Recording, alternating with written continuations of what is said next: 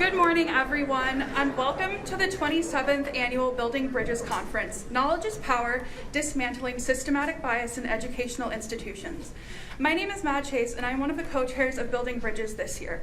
I'm a junior Scandinavian Studies and History double major from Houston, Texas. The Building Bridges organization has been such an integral part of my time here at Gustavus, and I'm so excited to share this year's conference with you. Hi everyone, my name is Ellie Hartman, and I am the other co-chair of Building Bridges. Alongside Matt, I've been in Building Bridges since my freshman year, serving as an Action Piece co-captain, finance director, and now co-chair. Being co-chair this year has been such an honor, and I'm so grateful to be standing here today. I'm an English major with political science and gender, women, and sexuality studies double minors from Waconia, Minnesota. Ellie and I are endlessly thankful that our conference is happening in a hybrid format. This being said, we would like to remind our in-person audience members that masks are required by Building Bridges today unless you are actively eating or drinking.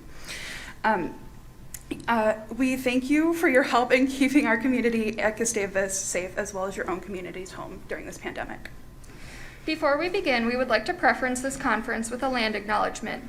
We understand that this is only the beginning to delivering full reparations to the indigenous nations that inhabited this land. We acknowledge that Gustavus is located on the homelands of the Oceti-Sakowin, the Wapikut, and the Wahpeton nations, Dakota people whose spiritual traditions include the belief that this land, along with the creatures and people living on it, are their relatives. The Minnesota River, which passes through St. Peter and its watershed, are sacred places. These waters and lands are connected with Dakota culture, language, creation stories, and spiritual rites. The Dakota were forcibly removed from most of the area known as southern Minnesota in the middle of the 19th century, and in particular following the Treaty of Traverse des Sioux, which was negotiated and signed in St. Peter in 1851. They were then violently driven out of the area in an extermination attempt in the aftermath of the Dakota-U.S. War of 1862. In spite of this traumatic history, Dakota people still live and practice their culture on these homelands today. We seek to honor Dakota people and their communities by telling the truth about this history, building relationships with Dakota communities in order to co-create a better future for the people and creatures living within these ecosystems today, and transforming how Gustavus understands its institutional story and delivers its liberal arts education in response to a sustained dialogue between Dakota and immigrant narratives. If you are interested in learning more about Indigenous history, donating to Minnesota Indigenous nonprofits, or supporting Minnesota Indigenous businesses, we have provided resources on the Building Bridges website. Building Bridges is a student organization at Gustavus Adolphus College that focuses on the education of community members on social justice issues of diversity, equity, and inclusion. Building Bridges members work year-round not only to educate and bring awareness, but also give the public the tools to be active and engaged. The Building Bridges Conference has always been a platform for students to address significant issues of justice in a proactive and informative way. Our goal is to equip members and attendees with the tools to be involved and engaged in social justice issues through and beyond the annual conference. This year's conference will provide attendees with the chance to explore educational institutions both as tools of oppression and liberation. The goal of the conference is to bring awareness to the multifaceted ways which educational institutions perpetuate discrimination, inequality, and misinformation so that attendees can prepare to recognize and deconstruct information and knowledge bias in their own communities. Previous conference themes have been collective liberation, climate justice, immigration, mental health, grassroots moments, and more.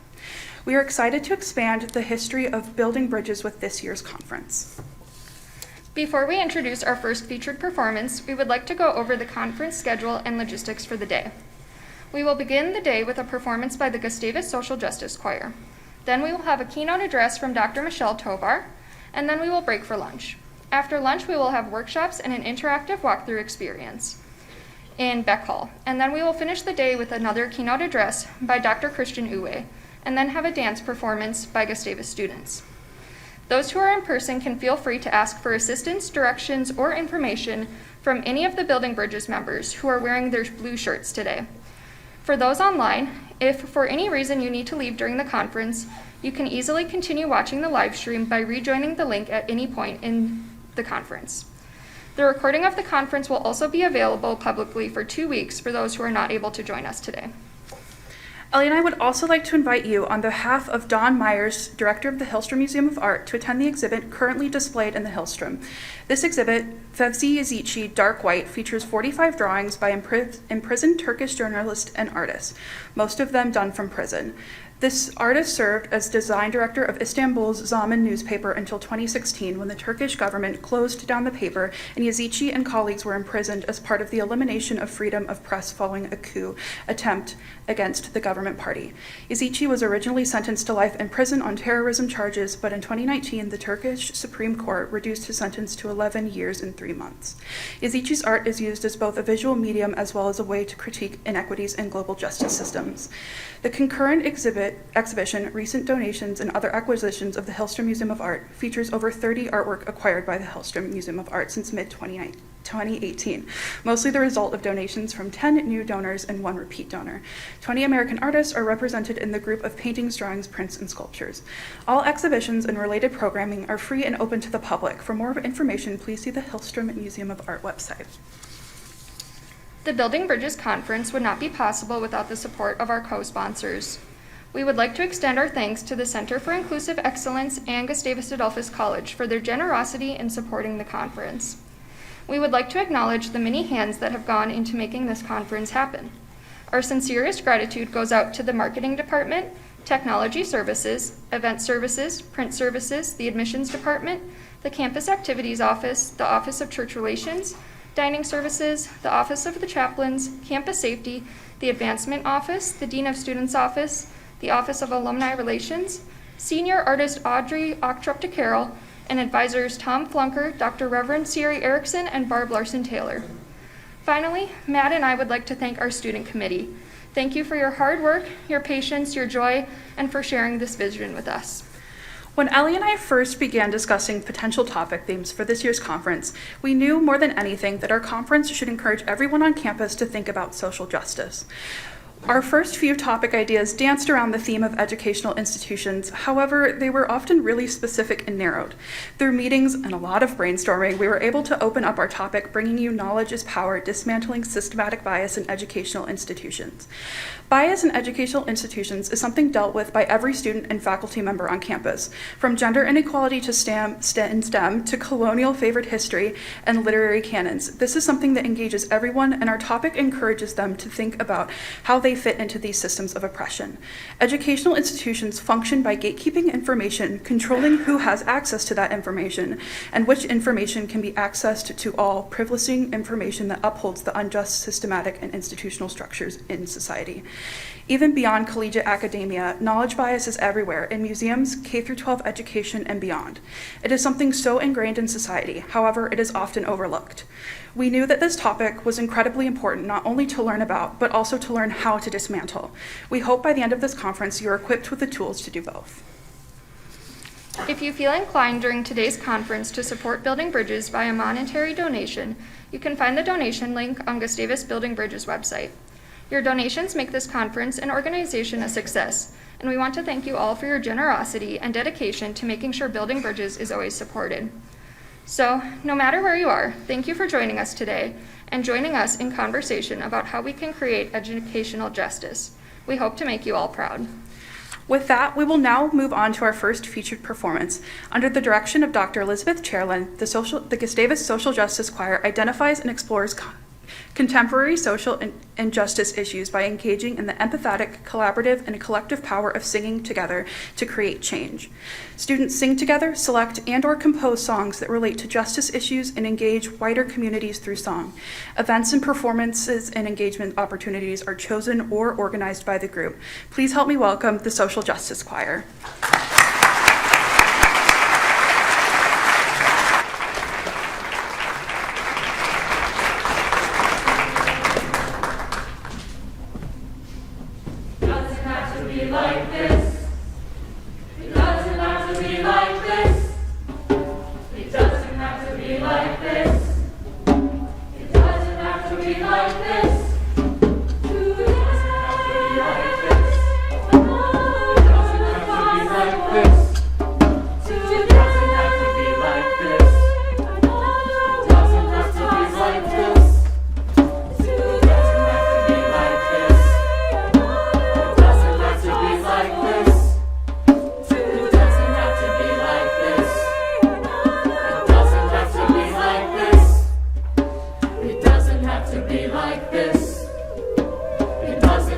be like this. It doesn't have to be like this. It doesn't have to be like this. It doesn't have to be like this.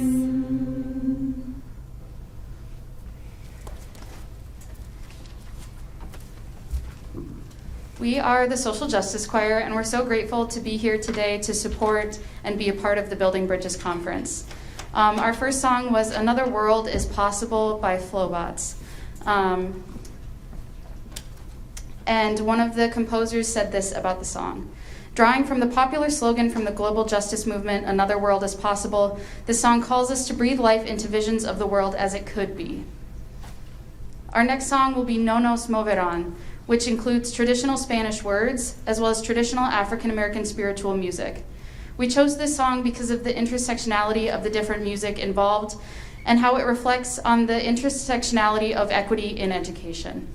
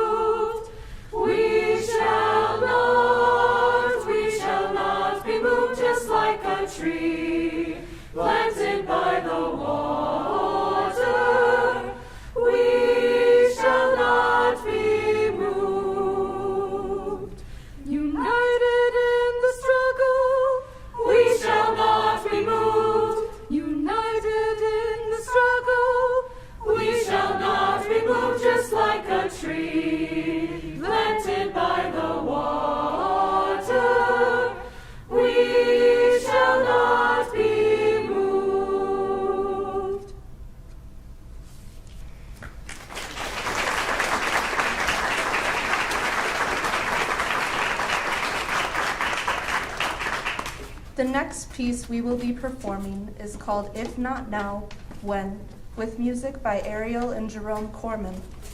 The text comes from the Perpetuate 114 and poses 3 questions. What happens to us when we do not stand up for ourselves, when we are hurting? What happens to us when we focus so much on our own well-being that we cannot see the pain of another? When will we start to change our habits to wake up, to show up? We hope that as educators, lifelong students, and advocates for change, you will work to answer and implement the solutions to these questions in your own life. If not now, when?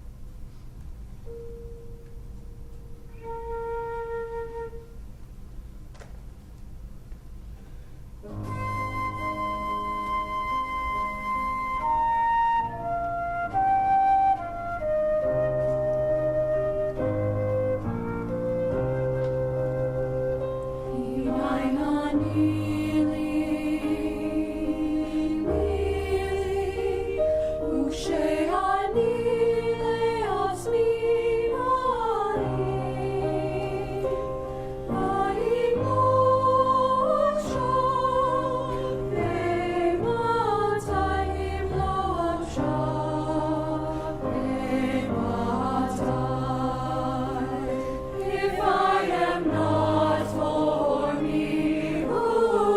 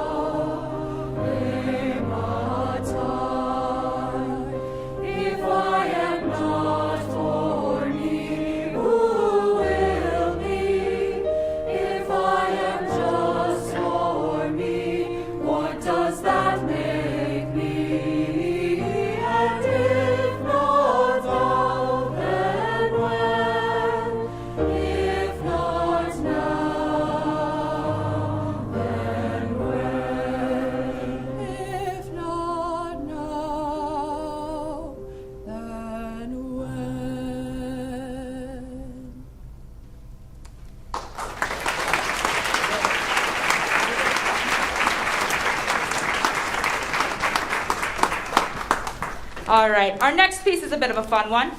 It's called Intro to Fight with Tools by Emma Beckler. So this song calls for unity in the face of struggle, and it has a little interactive component. So we're going to wake ourselves up this morning. So on our second time through, you're going to join us in chanting, knowledge is, knowledge is, knowledge is power. So we're going to repeat after me here.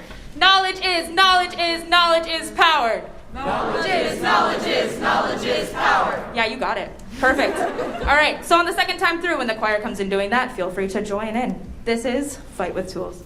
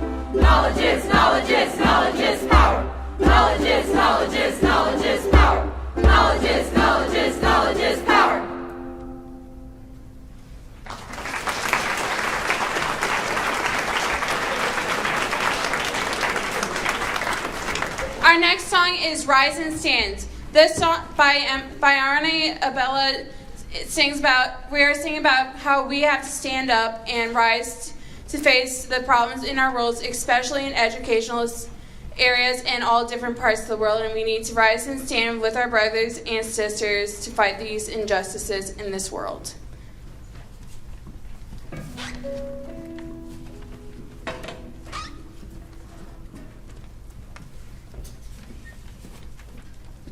I will rise with all my daughters.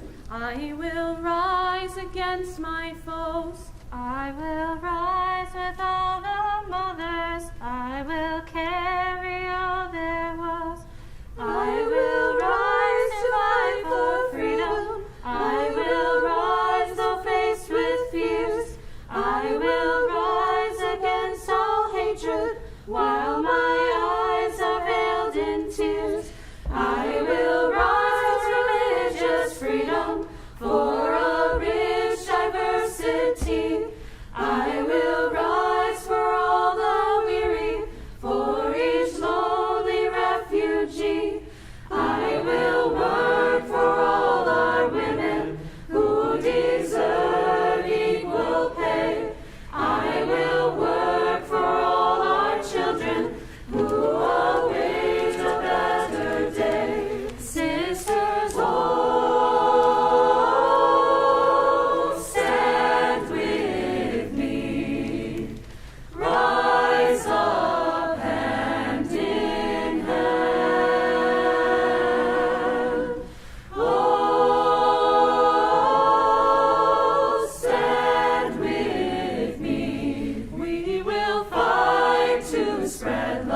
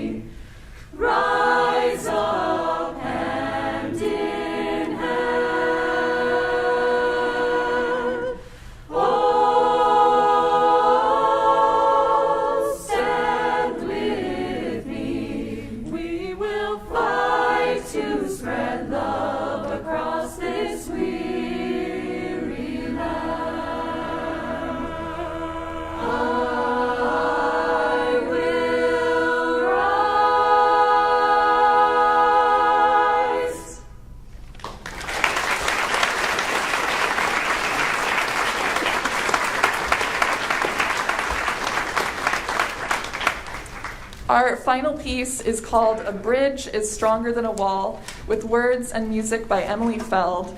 As you will hear, this song relates really well to this year's conference theme, and we hope that if you feel comfortable, you will join us on the echoes of A Bridge is Stronger Than a Wall.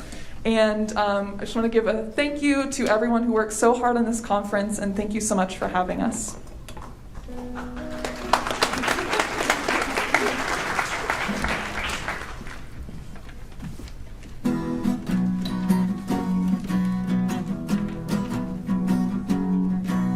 Our school's no place for oppression. A bridge is stronger than a wall. Knowledge is liberation. A bridge is stronger than a wall. A bridge is stronger than a wall. Oh, everyone is welcome here. Is welcome here. Our schools are not a place for fear. Our schools are not a place for fear. If you get one, you get us all. A bridge is stronger than a wall. If you fight one, you fight us all. A bridge is stronger than a wall. A bridge is stronger than a wall. Oh, everyone is is welcome here. Is welcome here. Our love is stronger than their fear. Our love is stronger than their fear. When they go low, we will stand tall. A bridge is stronger than a wall. Black, brown, white, native, we stand for all. A bridge is stronger than a wall. A bridge is stronger than a wall. Oh, everyone is welcome here. Is welcome here. Our love is stronger than their fear. Our love is stronger than their fear. Our love is stronger than their fear. Our love is stronger than their fear.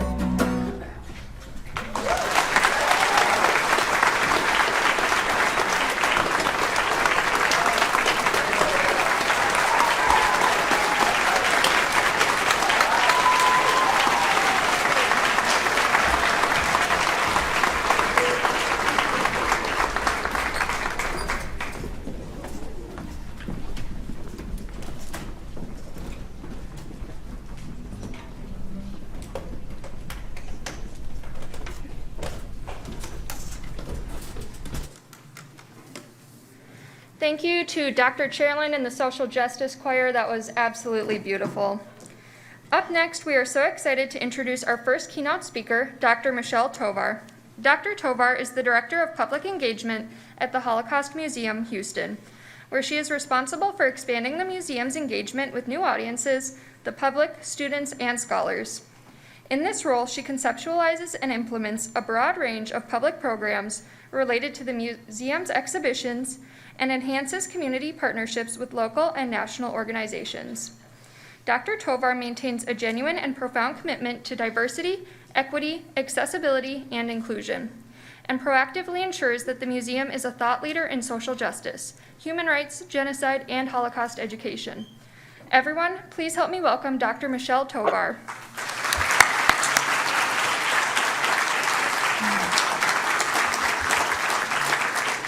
Good morning, everyone. I am thrilled to be here this morning. Thank you again to the organizers of the Building Bridges Conference, to Gustavus Adolphus College, and special thanks to Maddie and Ellie for inviting me to speak today. I hope everyone's staying warm in Minnesota. It's going to be a high of 80 here in Houston, and that's not really nice. But I'm very grateful to be here. Some little additional background about myself. Before joining Holocaust Museum Houston, I was an educator in the classroom and I taught in elementary schools. But I decided to leave the classroom because I noticed that there was a lack of representation in curriculum and instruction. And I felt I needed to do more in my own education to enhance that and to bring that back into the classroom and the school settings. So because of my work at Holocaust Museum Houston as a pre-service teacher, before even deciding to be a part of Holocaust Museum Houston, I gained some knowledge and some experience from coming to workshops here and learning from fellowships. And it also drove a curiosity to education in a museum setting. So that's a bit of my work for the last 6 years. My main focus at Holocaust Museum Houston has been through a Latinx lens. I was hired on to lead the Latino initiatives here at the museum. So today in this presentation, you're going to get a view of what that initiative looked like. So this is a bit of a case study and how the impact of that initiative has helped transform this museum into a bilingual space, a more inclusive space, and how we're leading in social justice and racial justice. So the mission of the museum, for the last 20 years, the museum has solely been focused on the Holocaust, and it wasn't until recently we have been more human rights driven. But as an educator here at the museum, we use the lessons of the Holocaust and other genocides to teach the dangers of hatred, apathy, and prejudice. So working here at the museum, we developed a public value statement not too long ago. And sorry, I'm trying to get used to my clicker here, but we developed a public value statement because we wanted to focus on social justice. Our work here wanted to encourage students to use their voices as upstanders in their own communities. And so we developed this public value statement. As you can see, it highlights promoting responsible individual behavior, cultivating civility, and again, pursuing that social justice. And what does it mean? So why does representation matter in this space and in museum spaces in general? We know that museums in the past have had this elitist framing, and it has an inaccessible space for communities of color. So that's a question that I want you to keep in mind as we go through this presentation and think about your own personal experiences when visiting museums or learning from them, but also being a part of them. What does representation mean to you, and what do you think it means to communities of color?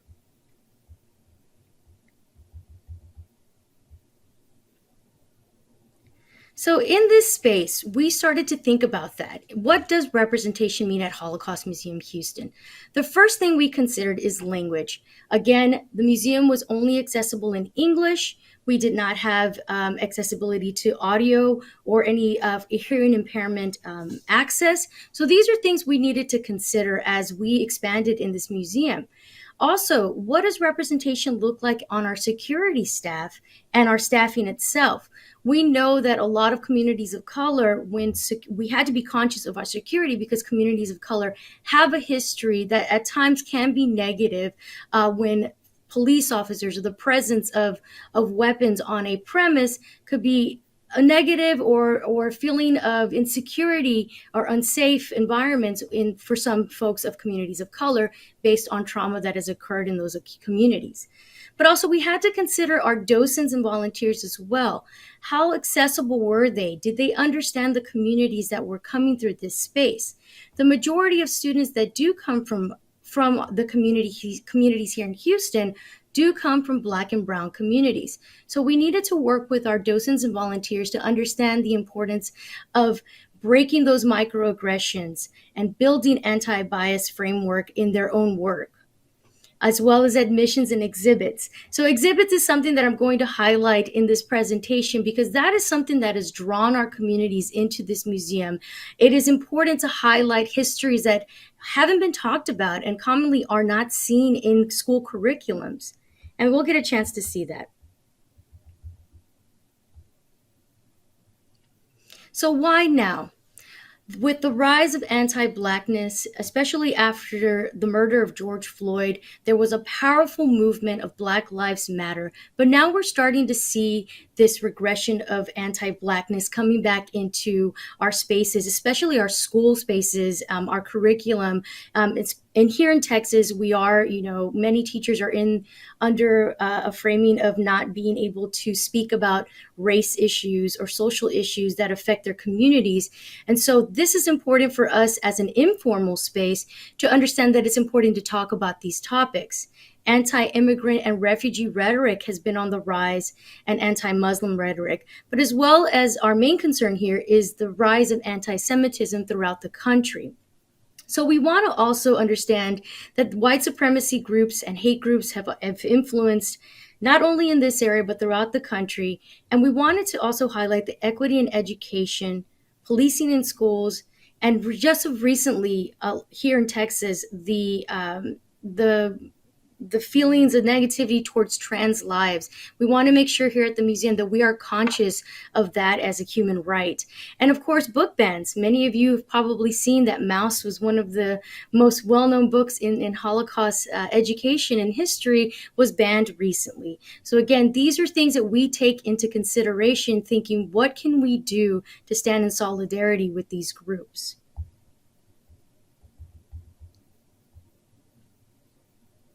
So as I mentioned before, the museum for the last 20 years was focused on a Eurocentric lens, mainly on the Holocaust. And on occasion, we would have some features on genocides outside of the Holocaust, such as Rwanda, Cambodia, but we really wanted to expand from that. The museum has done that in some forms. Let me just share these photos. I'm so sorry. There we go. So we had an expansion recently in 2019, and the museum wanted to be more inclusive of human rights. And we've done that through my work as the Latino initiatives moved forward in 2015. We needed to draw in those exhibitions that would bring in people as well. So working closely with the Smithsonian sites exhibits, traveling exhibits, we were able to bring an exhibit called Bittersweet Harvest, the Bracero Program. Now, many folks, when this exhibit came to the museum, said, how does this history even relate to the Holocaust? Well, that was my role here, to build that bridge between the community. And of course, this is a history that occurred during the same period here in the United States. But we wanted to highlight this history because of the importance of what was happening at the time to Latinos, to African Americans during this period, and mainly through the Bracero program, the disparities and prejudice and hatred that these men were facing. Because of this exhibit, we drew in a new audience, and we brought in an intergenerational group here. We had young people, elders. We saw those connections, and we saw the bilingual work that was being done and within the families. They were talking to each other in English and Spanish, and that was something that was brand new to the museum, something that was incredibly important for us to see an expansion and people connecting. And also people coming in to see this exhibit also had the opportunity, who had never been a part of this museum or learned the history of the Holocaust, to learn more about it. But there is a connection to this history and to Mexican American and Mexican history. Dr. David Romo wrote a book called Ringside to the Revolution, you see here. He's done extensive work on Mexican and Mexican American history on the border. He focused a lot on the early 1900s, but he also, in his research, made connections to the Holocaust. He found in a German journal Acknowledgement from a German scientist saying that they used the blueprints and the plans that were being used in the early 1900s in El Paso to fumigate people crossing the border to, I'm losing my words here, to remove lice from their bodies, to cross the border, and they had these gas rooms that they would walk through. So this German scientist acknowledged that the use of what was happening on the border is something that they wanted to use. And eventually this became plans for part of the final solution. So again, making these connections to history, the intercultural work that has been done and history within history is incredibly fascinating. We were able to bring in programs that, again, highlighted these narratives, but also united and kind of showed the importance of bringing these narratives here. We were able to bring in scholars of color into a space that predominantly did not hold space for that in the past. We also worked with students. In bringing this history to the museum, we were able to work with different students throughout Houston on intergenerational trauma. As we know that many of our survivors, second gen, there is intergenerational trauma there. And the theme went on to explore this through a Mexican-American lens. And we also wanted to be inclusive of our African-American Black community in bringing that history and highlighting that we ourselves have had intergenerational trauma as well. We've worked with folks like curanderas or healers who have come into our space, never been here before, to talk about their experiences about using Earth, Mother Earth, as a way to heal. And this is something that's new to the museum, right? Many folks here, this is something that's unfamiliar to them. But we were able to bring this person into this space to, again, highlight and make those connections to the community. Also in our work, we want to connect to climate justice, environmental justice. And because of the opportunity of working with folks like Dr. Alvarez, we've been able to enhance that conversation here at the museum. But what's again important is that representation matters in these spaces. This is Johnny Marino, who was a liberator, here in Houston and well known in this community. Johnny Marino was a person that was not featured in the original exhibition that you see highlighted here. But because of representation on the staff like myself and having allies in the curatorial department, we worked to bring Johnny's story into this exhibit. So this exhibit was supposed to travel around Texas and highlight liberators during World War II. However, we noticed that there was no representation from the Black and Brown community. John and Marino was incredibly important for us, so we fought as much as possible to get Johnny in there, and we were able to include one other soldier, Mr. Reyes, to be a part of this. Unfortunately, because of lack of time, we've not had the opportunity to be more inclusive of the Black liberators, and we hope in the future to work with them to be inclusive of their experiences as well. Pardon me. Again, focusing on exhibitions. We have had the opportunity and great experience of inviting Dolores Huerta to Holocaust Museum Houston. Again, working with the Smithsonian, we were able to bring in this exhibition that focused not only on her life, but the intercultural work that she did within this movement, the United Farm Workers Union. So not many people know who Dolores Huerta is, surprisingly. And here in Texas, we do not teach about Dolores Huerta until 11th grade. And so that's very unfortunate. Many people do learn about Cesar Chavez early on. From kindergarten through 12th grade, you'll hear Cesar Chavez. But because she was a woman, she has been neglected in the curriculum here in Texas. So we thought it was incredibly important to hold this space for her, narrative and the work that she did with the Jewish community, the Black community. This was a very well taken exhibit in this community, in this space. And you see here Dolores Huerta, who is also featured in our Human Rights Gallery. So she's in our permanent gallery. So when folks come through this space, they can see her and hear about her story when they can't hear about her in other spaces. We have focused on,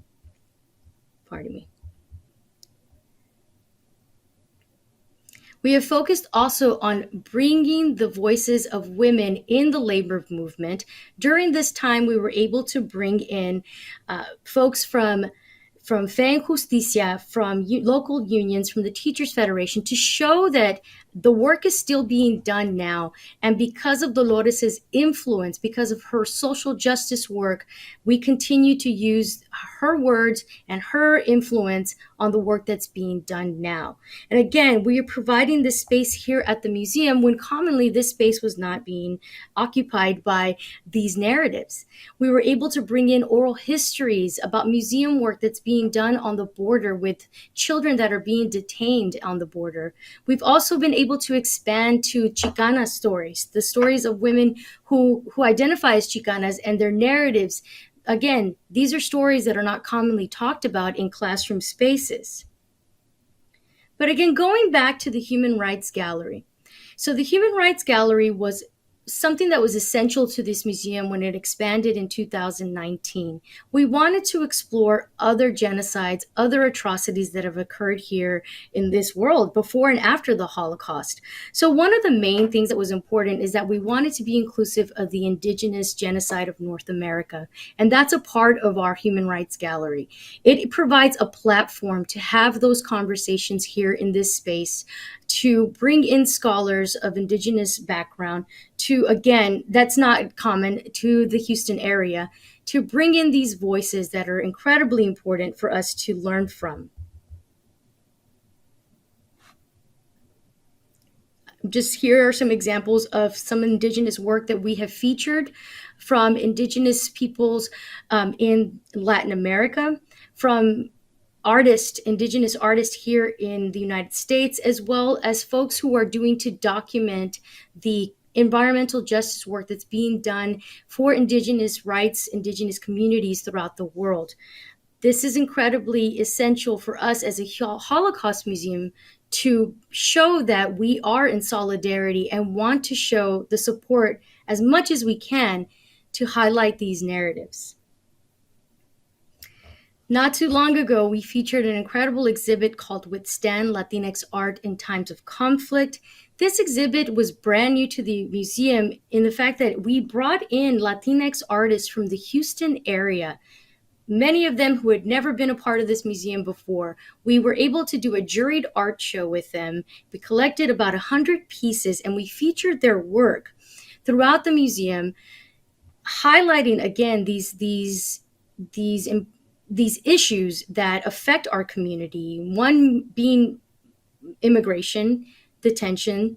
And so these artists were able to express themselves and use art to talk about these issues, which was, again, a space for folks coming through the museum who have never been exposed to this before. It's not a part of their lives, to learn, to ask questions, to want to do more, to take action. So this was an incredible exhibit that was able to provide that discourse, to talk about these hard issues that are affecting the Latinx community.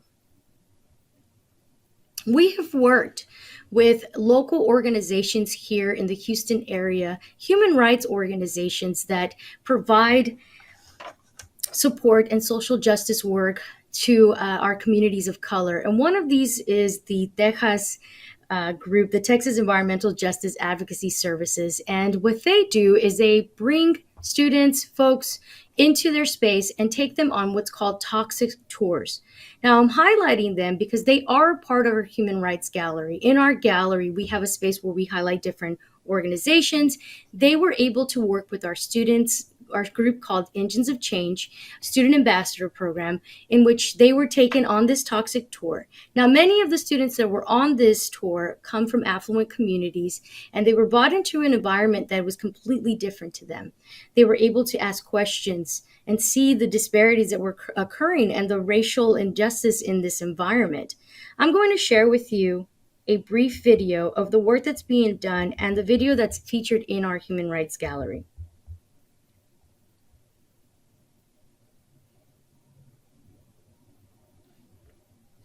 And this is Buffalo Bayou.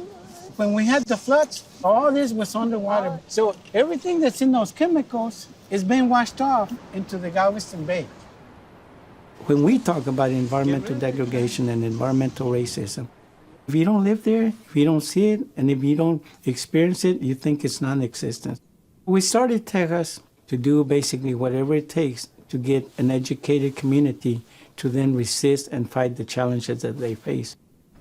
When Anna and I started doing toxic tours, we started to open up people's eyes to our conditions of life down here. Less than half a mile away, there are landing flats where people go out and actually fish, sustenance fishing. There is a community less than a quarter a mile away with some of the highest rates of upper respiratory issues. Imagine if this were on the other side of town. You think they would tolerate it? There's no excuse for it, but it's just the way they deal with low-income communities. The Houston Ship Channel is 52 miles long, and it's the longest stretch of refinery and chemical plants in the world. So it's massive. We live in the area that chemical plants are concentrated in. Manchester has been around since 1836, and it's been predominantly Hispanic. It's literally surrounded by too much industry. This is a residence that's been here for a long time. A lot of people think that the industry was here long before the community was. It's a good example of who was here first. The residents of Manchester are exposed to 7 cancer-causing chemicals. And what that translates into is poor health. There's leukemia, There's asthma. There's the illnesses that we know come because of air toxins and air pollution. Everybody's entitled to clean air, clean water, and, a clean space, right? And we don't speak up for ourselves and for our children and our schools. Who else is going to be left out there to speak?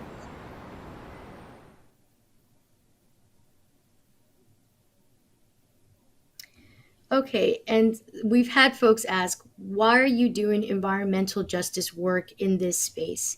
Again, as Juan had mentioned in this video, that having clean air and water is a human right, and that's important for us to highlight here at this museum. Environmental racism is something that we as a museum want to move forward. So if you continue to follow us in the fall, you'll get to see a lecture series that we are going to be inviting environmental rights and justice scholars to the museum to talk about their work and what we can do to help with the initiatives and support them in solidarity. We like to focus also on our student work, again, transforming the learning experience.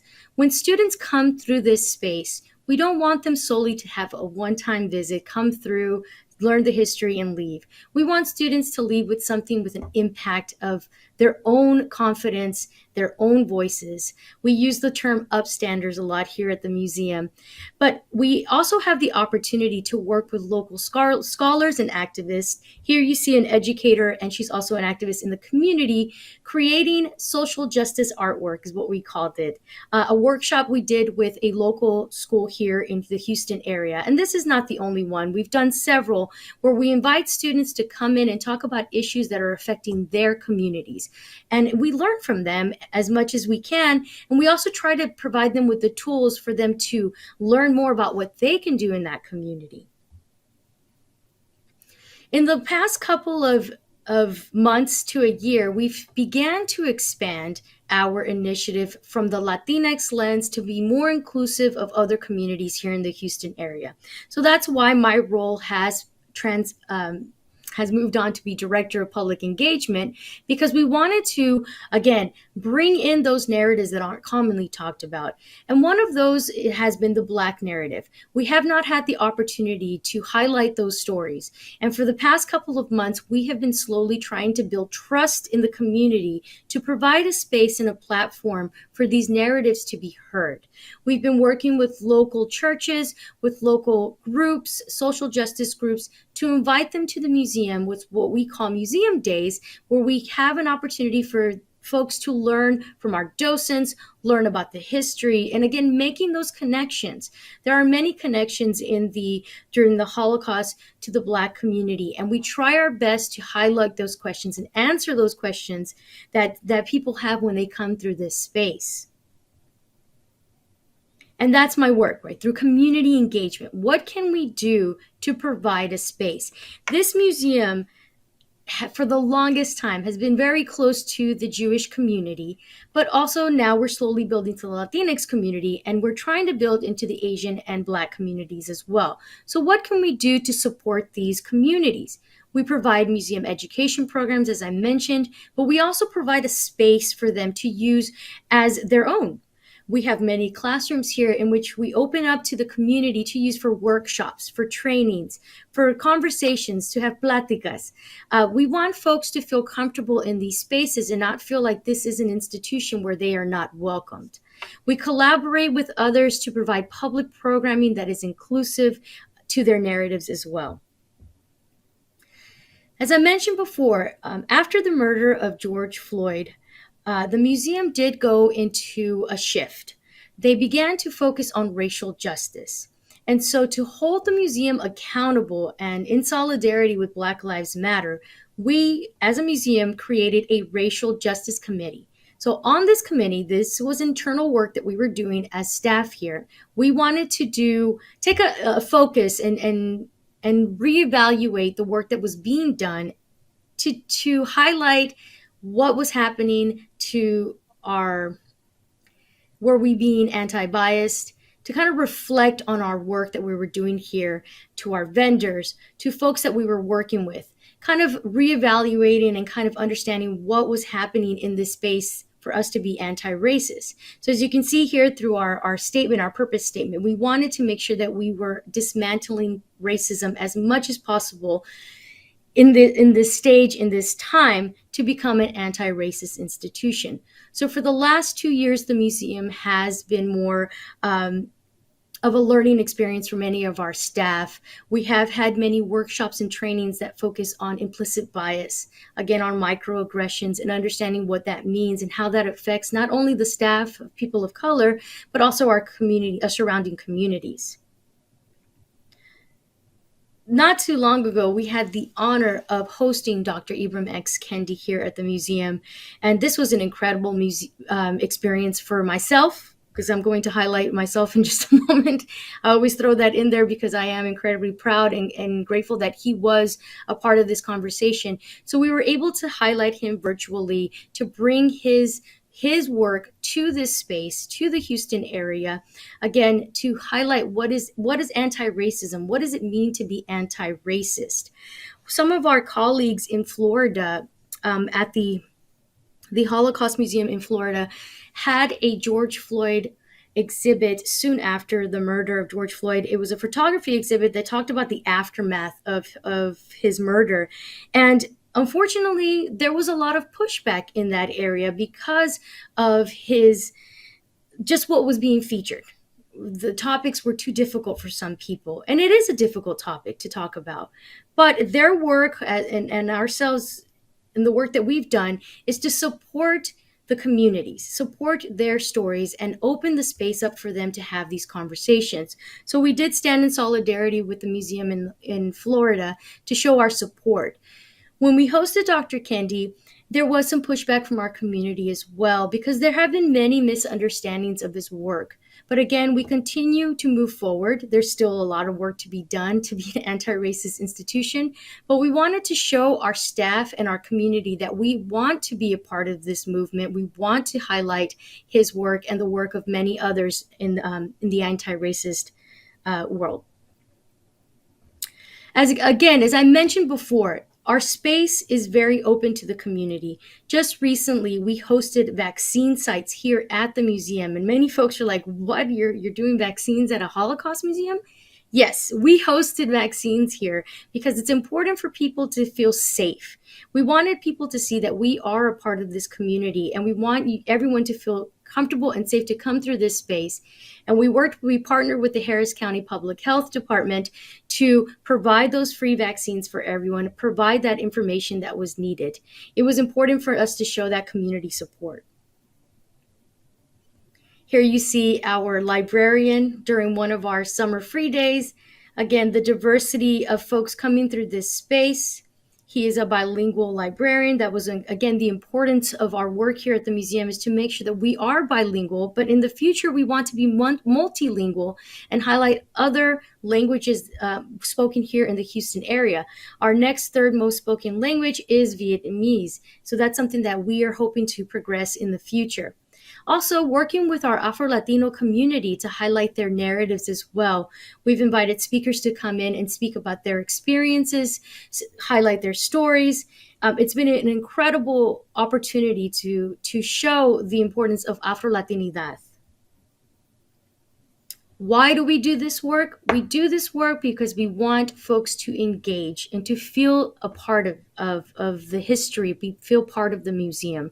As this statement says here, students are more likely to approach and engage in academic tasks when they have personal meaning and significance to them. So that's been our goal here at the museum, is to focus on that. How do we connect these stories? How do we show this? And most of the time, students can connect these stories on their own. We want to make sure that we can provide those tools and that accessibility for them.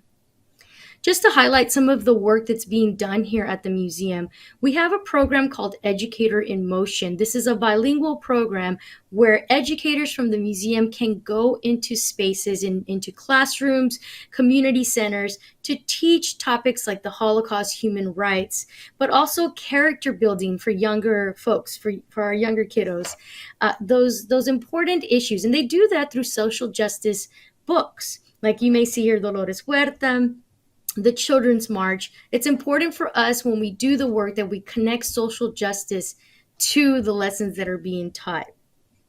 And this is a program that's being done here at the museum because many of our schools in this area, because of COVID, but also because of funding, haven't been able to come to this space. We're able to go to them. As I mentioned before, Engines of Change is our student ambassador program. This is a high school program in which we work with 9th through 12th grade students. For 1 year, students meet once a month here at the museum to talk about social justice issues, racial justice issues, and what can be done. The students have a project throughout the year that they work together, and at the end of the year, they get to present this project to our community. It's been very incredibly important for this museum to have this. It's led by our Director of Education, Wendy Warren, and she has done an incredible job keeping the students who are alumni coming back to be mentors to our younger students that are newer students that are coming through this program. This is a great way for students not only to learn about the museum world, but also to continue and use their voices and engage in their communities. Empowering Upstanders. I just want to highlight some of the field trips that we do here in this museum. Again, our main focus is to provide a social justice lens to the student experience when they come through these doors. Students get to have an empowering Upstanders, an immersive experience. And what's great about this is that our educators and our docents provide it through a historical lens, a language arts lens. It's very, very cool to see groups come through and folks leaving saying, oh, this was incredible. I just never knew I could connect to this. And they do. They connect to these stories. And to some of our folks in the audience who come from education backgrounds, this is the fellowship that got me to this place that I am at now, the Warren Specter Fellowship for Future Teachers. As a pre-service teacher, this is a pre-service program. It provides a 6-day institute here at the museum, and we're inviting 18 pre-service teachers this year to have a historical and pedagogical perception of the Holocaust and how it's related to the Holocaust. So if you're interested, this is a free fellowship. You sign up and we pay for everything. It's a great opportunity to learn about how to implement the Holocaust into your curriculum. This is open through K through 12 teachers of all subjects. If you are interested, I'll provide my email at the end and you can sign up. This conference will be held through May 22nd through the 27th of this year. So just to give you some resources about museum work, some of the groups that I follow on Twitter, on social media, have been Museums Are Not Neutral, Museums and Race, Transformation and Justice, and Museum Hue. These organizations have done incredible work to be progressive in the museum world, to show the importance of decolonization, to show the importance of racial justice, not only internally, but the external work that's being done. As I mentioned before, here's my email address. And you can also follow us on Twitter and on Instagram at Boniac Center so you could see the work that we're doing with scholars that are coming through the museum and to see some of the incredible work that's being done in the Houston community here. So thank you again. I mean, la lucha sigue, right? We still have a lot of work to do. This has just been a quick overview of the work that's being done. But there are museums throughout the country doing very progressive work and helping combine those narratives, those stories, and highlighting them. So thank you again for that.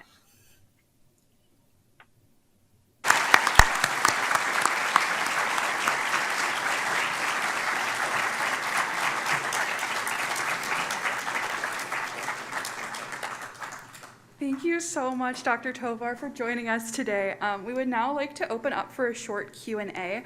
For those of us in person, there's a microphone set over there, and Michelle will be able to see you on the little camera setup. So if you have any questions, you can go ahead and form a line. If you are joining us online, you can either submit questions through the YouTube comments, or you can find an email on the Gustavus Building Bridges website link. Yeah.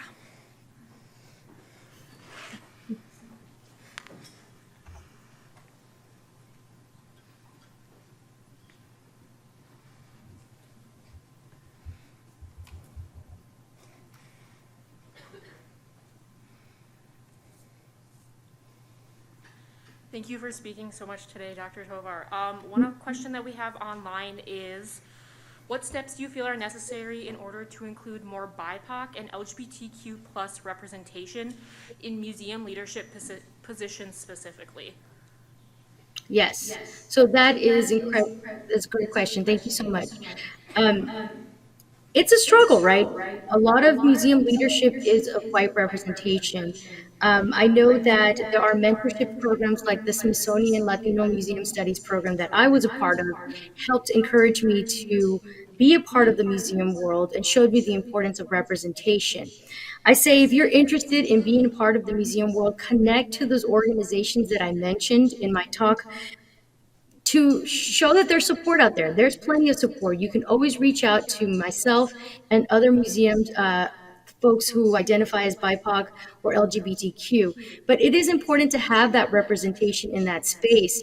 Again, if we don't have the representation, we're not going to be able to share those stories and acknowledge the importance of those narratives.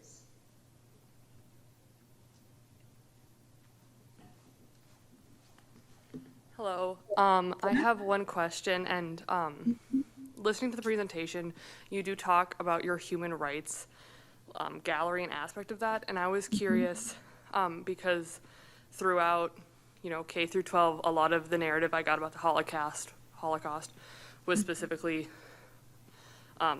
white Jewish men who got put into the camps, and since doing research from then, I've also learned of a lot of different minority groups, LGBTQ, women, the black and brown communities affected by the camps and whatnot. And I was wondering how that part gets incorporated into the Holocaust Museum as well. Yes.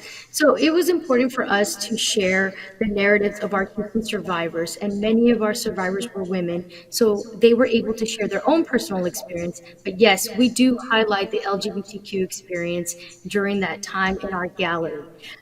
We wanted to show the violence that occurred not only to Jewish white men, as you mentioned, throughout that space. But again, hearing those voices from our Houston survivors of those women and their experiences. And also, as I mentioned before, we have a connection to the Black history and the Holocaust. I'm going to be honest with you, our gallery does lack that. And that's something that we are working on to, again, highlight as much as possible as we can through our education programs. But there's a lot of work to be done in these spaces. Some museums, some Holocaust museums may include that, but ours is still in the work in progress. So thank you for your question. It is important to highlight that.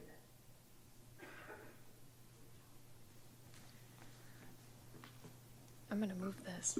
Hello, good morning. Thank you so much for coming to talk to us. I was just wondering, all the work that y'all are doing on the museum end with curation and making an inclusive environment, what are some things that, knowing all the work that's going in on the back end, that we can do as students to continue to encourage this kind of work and foster it? And, maybe what is some advice you have for students who are interested in moving forward in academia or in museum work to continue to create an inclusive space? Thank you so much for your question. Yeah, if someone is interested in museum work, definitely provide your academic knowledge to museum spaces. We need to have those conversations, and we need allies in these spaces, right? Again, many folks who go through the museum curriculum to get to a museum position have that access early on, and so many communities of color don't. As students, if you're interested in the museum world, go into those spaces where the younger students might not have that access to learn about museums. Help provide those tools for them. Bring them to museum spaces. Provide field trips for them. I know that there's student groups on campus that probably do work with high school groups as well. Provide that space for them and to have that experience, to feel the connection to being a part of a museum world.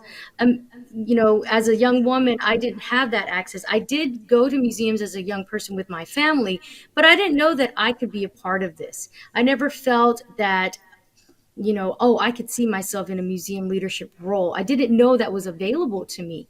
But slowly but surely, I eventually did learn later on in life as an adult that, yes, this is something that I can be a part of through education.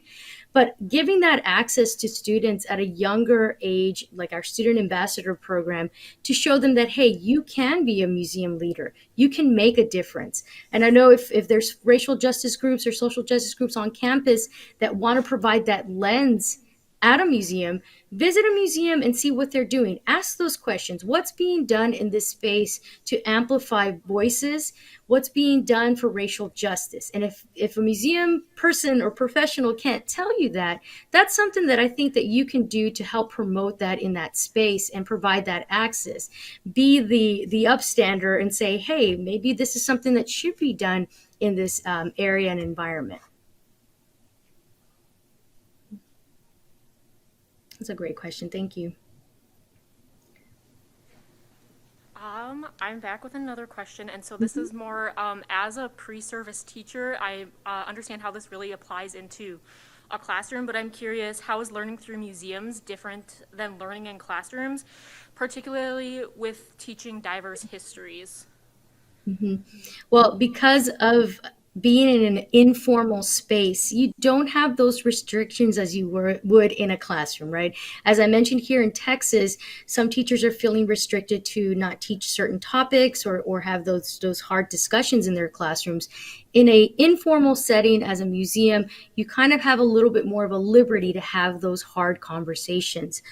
For example, inviting Dr. Kendi to talk about his anti-racist work, Dolores Huerta talking about her very early on.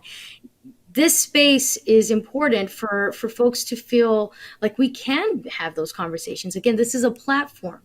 And being in a classroom can be a little bit more restricting based on your, what we call here the TEKS, the standards in your state. That might be limiting.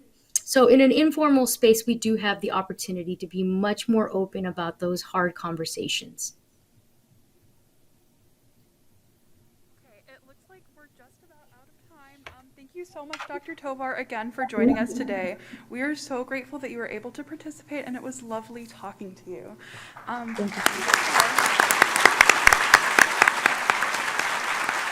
Thank you for all of the incredible work everyone is doing. So I appreciate being here.